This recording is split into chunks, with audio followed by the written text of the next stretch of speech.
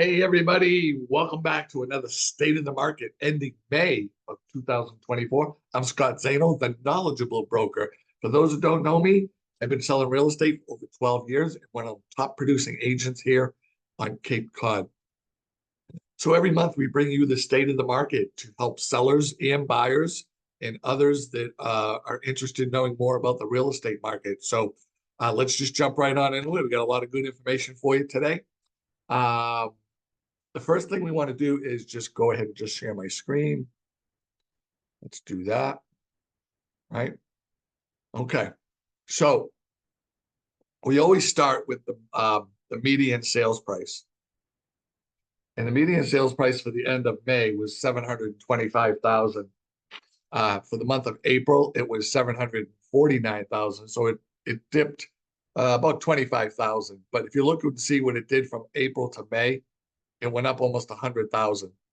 So it made a little correction of about 25,000, and we're at 725,000 for your median sales price here on Cape Cod from Plymouth to P-Town, right? So the next sector that we want to talk about is properties for sale, right? So this tells us as agents how many properties are available. That's residential, raw land, and condominiums. 808, is that a lot or a little, Scott? Well, that's a little. In May, it was May was 808.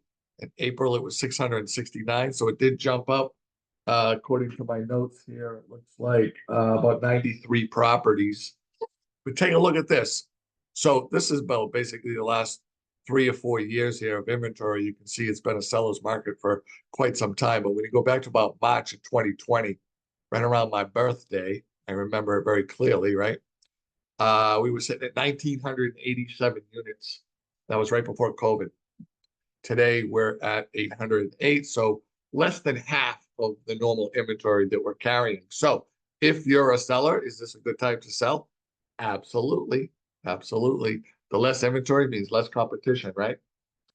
Let's talk about days on market because I get this question a lot when I'm talking to sellers like, Scott, how long is it going to take to sell our house? Well, let's take a look. So right now, the average days on market is 9. Is that a lot or a little? That is very, very little. That's almost like lightning speed. Now, is your house going to sell in 9 days?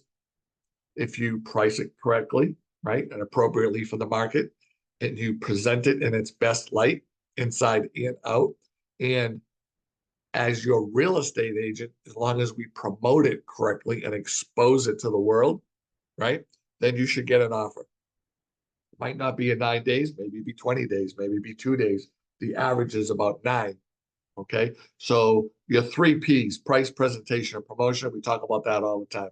Get those lined up and you should have an offer very quickly. Now, in April, that number was 10. So it didn't really move much. It just dropped down one little notch on the ladder. But let's take a look back. We always go back to COVID because that's kind of like when things were more normal, right? These last few years, we've been calling those like a unicorn years, like unusual years that you might never ever see again, right?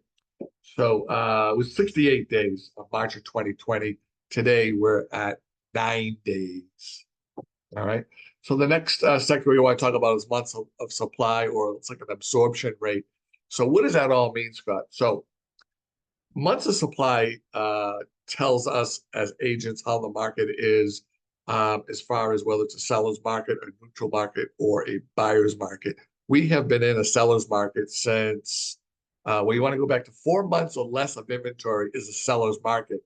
Today we're at 2.8. Last month we were at 2.4. So when inventory grows, your month of supply grows as well. And we just saw our inventory go from like 650 to 800 units. So this makes sense.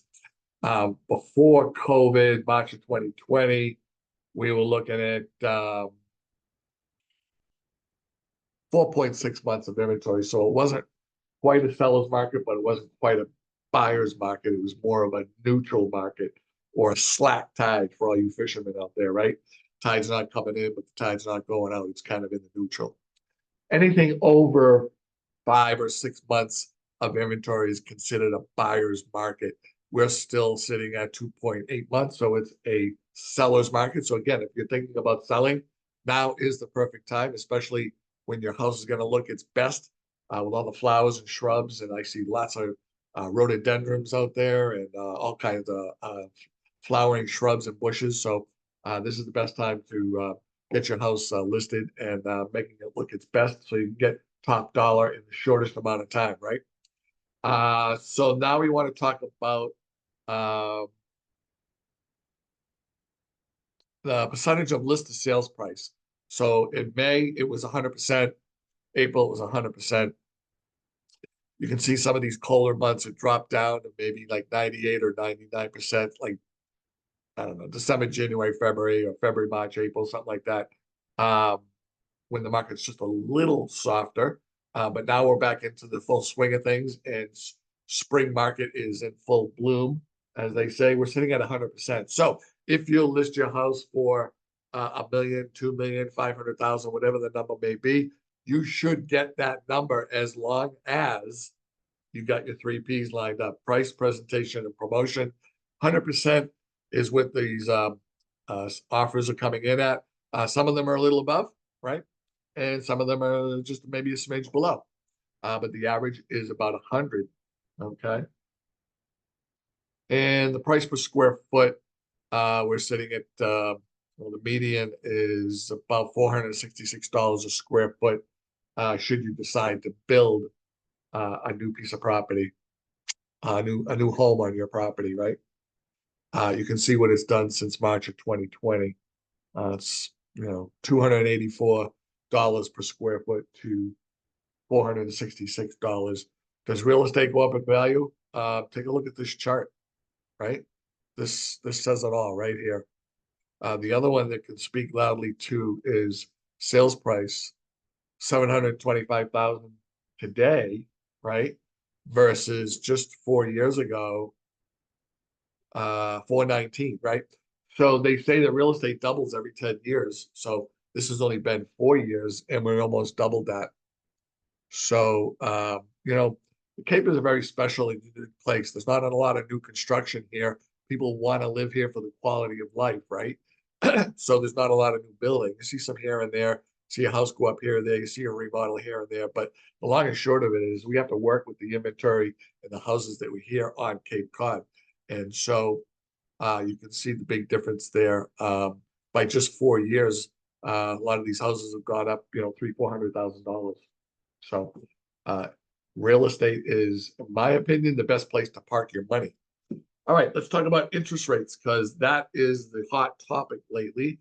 Whenever I go out or bump into somebody at a restaurant or something of that nature, we always talk about real estate. Guess what comes up next? What's with the rates? Are they coming down? Are they going up? What's the story? And that's a good question. So for now, a 30-year fixed interest rate with good credit is about 6.99. Okay.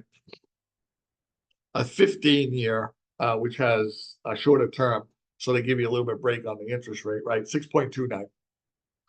30-year jumbo means you're financing $750,000 or more, 6.99.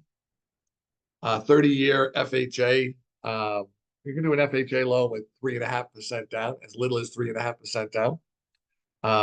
And that is 6.5% interest rate, 6.5. And a 30-year Veterans Administration loan is also at, 6.5%. So the rates have come down from 4, 5, 6 months ago. And from what I'm hearing, things should be looking a little bit better on the interest rate horizon, perhaps on the second half of the year. All right. Oh, where'd I go? Okay, there I am. All right, so thank you so much for watching another episode of the State of the Market. If you have any questions, give me a call. For those that know me, my door is always open. 508-566-0051 is my direct cell. I always answer it, and I always call back. And my email is very easy. It's sjzaino@gmail.com. Thank you so much. Talk to you soon on the next episode of State of the Market.